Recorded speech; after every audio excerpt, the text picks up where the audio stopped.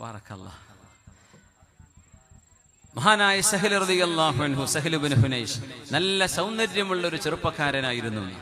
നല്ല മൃദുവായ തൊലിയായിരുന്നു മഹാനവറുകളുടേത്.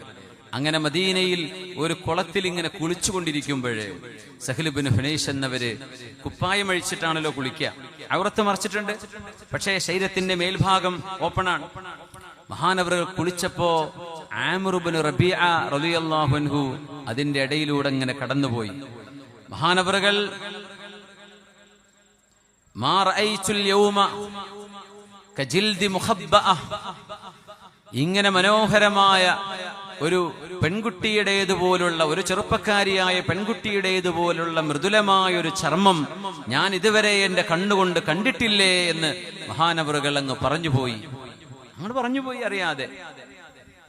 ശരീരം ഭംഗിയുള്ള ആളായിരുന്നു. കുളിച്ചുകൊണ്ടിരിക്കുകയാണ്, ഓപ്പണാണ്, കുളത്തിലാണ്, ഔറത്ത് മറച്ചിട്ടുണ്ട്. പക്ഷേ മഹാനായ ആമിർ എന്നവരുടെ നാവിൽ നിന്ന് മാ റഅയ്തുൽ യൗമ കജിൽദി മുഖബ്ബഅ മാ റഅയ്തു ഖത്തു മിഥലൽ യൗമ അബദ, ഇന്ന് ഞാൻ കണ്ടതുപോലെ ഇത്ര നല്ല ശരീരഭംഗിയുള്ള ഒരു മനുഷ്യനെ ഞാൻ കണ്ടിട്ടില്ല എന്നാണ് ഉദ്ദേശിച്ചത്.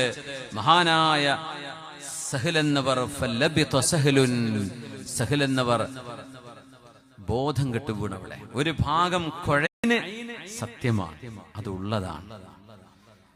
വെള്ളിപ്പാടിയിലുണ്ടോ അങ്ങനെ കണ്ണീറിലോല്?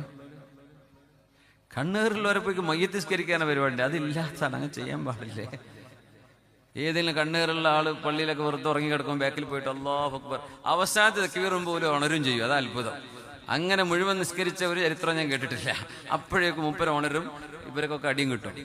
ജീവിച്ചിരിക്കുന്ന എനിക്ക് മയ്യത്തിസ്കരിക്കുകയെന്ന് ചോദിച്ചിട്ട്. അപ്പൊ അത് ആരോ പറഞ്ഞെങ്ങനെയോ വർത്തിച്ചാന്ന് തോന്നുന്നുണ്ട്. അതിന് അസുലില്ല എന്നാ കേൾക്കാറ്. അള്ളാഹു അലഞ്ഞ അസുലെല്ലാം ഉണ്ടെങ്കിൽ തിരുത്തി തരണേ. അങ്ങനെ സംഭവമില്ല. കണ്ണേറുള്ള ആളുകളെ കൊണ്ട് ഒതുവെടുപ്പിക്കും. ഞാൻ സംഭവം പറയാം, ഹദീസ് പറയാം. അവരെ കൊണ്ട് ഒതുവെടുപ്പിച്ചിട്ട് അവരുടെ ഒതുവിന്റെ വെള്ളം ഒരു പാത്രത്തിൽ സൂക്ഷിക്കുക, അല്ലെങ്കിൽ അവരോട് കുളിക്കാൻ വേണ്ടി പറയും, ഒരു പാത്രത്തിൽ ഇരുത്തിയിട്ട് കുളിക്കുക. ആ കുളിച്ച വെള്ളം എടുത്ത് കണ്ണേറ് കൊണ്ട് ആളെ തെളിക്കുക. അല്ലെങ്കിൽ അവര് കുടിച്ചതിന്റെ വെള്ളം അല്ലെങ്കിൽ ചായയോ പാനീയമോ കുടിച്ചതിന്റെ ബാക്കി കണ്ണേറ് കൊണ്ടവനെ കൊണ്ട് കുടിപ്പിക്കുക. അങ്ങനെയൊക്കെ ചെയ്താൽ, അല്ലെങ്കിൽ അവരുപയോഗിച്ച വസ്ത്രമോ മറ്റോ ഉണ്ടെങ്കിൽ അത് വെള്ളത്തിൽ മുക്കിയിട്ട് ആ വെള്ളം തെളിക്കുക.